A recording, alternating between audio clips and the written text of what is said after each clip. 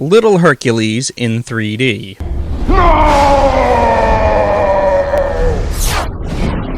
Hercules Reborn. I will kill you. Hercules.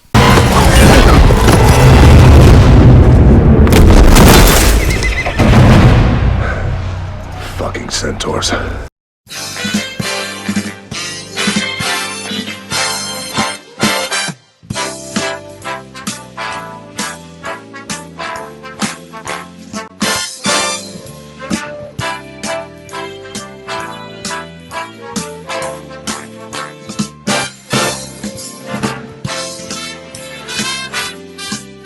Welcome to the Piledriving Critique. I'm your host, the Master Viewer. Let's get this Herculean spectacular started with Little Hercules in 3D. Little Hercules was a direct-to-DVD movie from a company mostly known for putting out yoga home videos. It stars Richard Sandrak as a young Hercules, seeing what it would be like living a mortal life in Los Angeles in the year 2009. Honestly, this whole thing is rather weird. Sandrak's biggest claim to fame is that when he was younger, he used to work out like crazy, thus the name Little Hercules, and by the time they made this film, he's grown up quite a bit and looks less freakishly weird. And then you look at the rest of the cast. John Hurd, Elliot Gould. Wait, is that Judd Nelson? What on earth is going on with this thing? Hulk Hogan takes on the role of Zeus, and believe it or not, the rest of his family is even featured in minor roles. In fact, there's even an episode of Hogan Knows Best which shows a behind-the-scenes making of this movie. That's not even all, as the Big Show plays the Babylonian god Marduk, and perhaps has the most amazingly absurd fight with Hulk Hogan you'll ever see outside of a pro wrestling ring,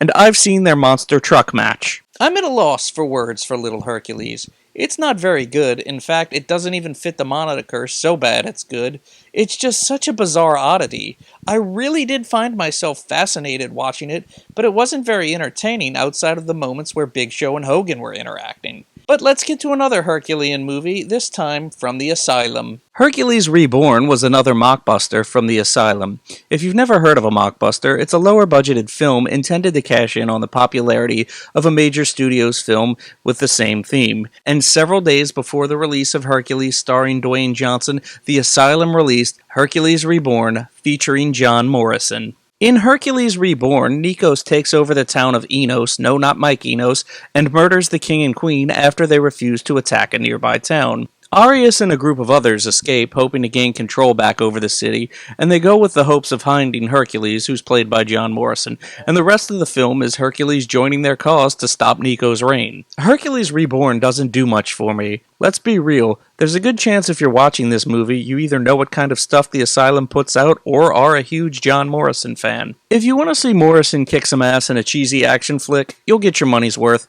However, it really feels like a lot of the fights were padded to make this thing run longer. In many cases, just when they wrap up a fight, another one begins. If you go into watching something from the Asylum, you should really know what to expect. Horrible CGI, over-the-top acting, really bad stories. But let's be real, there's something magical when all of these things work out in their favor, like as you can see in the success of Sharknado.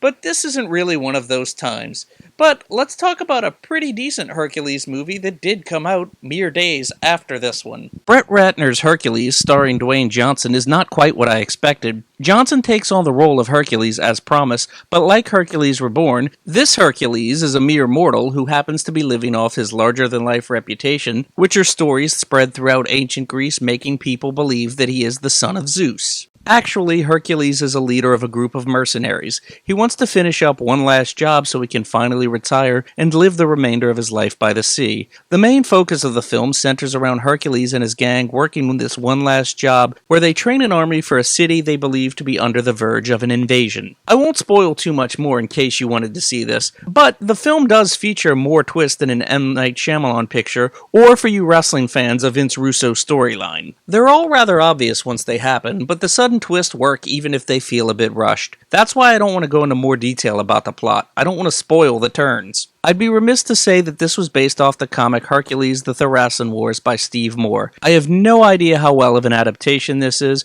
however Moore apparently wanted his name disassociated with the film before his death. It's sad when a thing like this happens. It would have been nice to see him enjoy an adaptation of his work because Hercules is an entertaining flick with some great action and really fun characters. Well, that wraps up this episode of the Piledriving Critique. I hope you enjoyed this Herculean spectacular. Next time, I'll be taking a look at the Marine franchise. And remember, this is the Piledriving Critique, where professional wrestling meets pop culture.